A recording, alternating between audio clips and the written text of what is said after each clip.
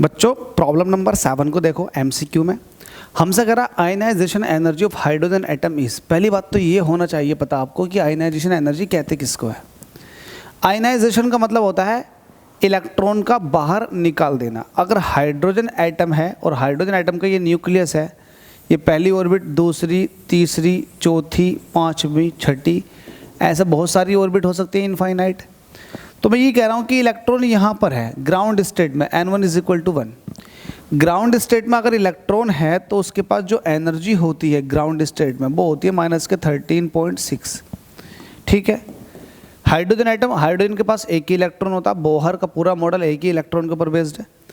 अब मुझे एक बात बताओ, इस इलेक्ट्रॉन को मुझे बाहर निकाल देना, बाहर निकाल देना, तो बाहर निकालने के लिए इसके पास टोटल एनर्जी है -13.6। अगर मैं इतनी ही इसे पॉजिटिव एनर्जी दे दूं तो ये इलेक्ट्रॉन इतनी एनर्जी पा करके बाहर चला जाएगा। चला जाएगा नहीं चला जाएगा। पॉजिटिव एनर्जी देने का मतलब ये है कि इलेक्ट्रॉन को बाहर निकालना।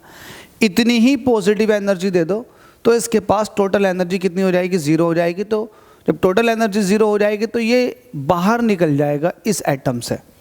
तो जो बाहर निकालने के लिए जो एनर्जी की रिक्वायरमेंट पड़ती है उसी को आप कहते हो आयनाइजेशन एनर्जी।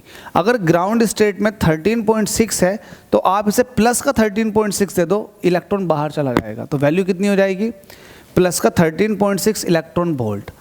अब जरा एक बात सोचो, मान लेते हैं कि इलेक्ट्रॉन यहाँ है और उसके पास के माइनस का के टोटल एनर्जी है, तो इसका अब आयनाइजेशन कराना तो इसका प्लस का के दे दो, ये भी इनफाइनाइट पे चला जाएगा, मतलब इलेक्ट्रॉन निकल जाएगा।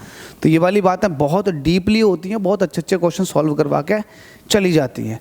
तो समझ में आ गया होगा क्वेश्चन नंबर 7 आपकी, कि आपको प्लस का 13.6 इलेक्ट्रॉन वोल्ट एनर्जी देनी है ताकि ये बाहर निकल जाए। चलो अगले एमसीक्यू में मुलाकात करते हैं।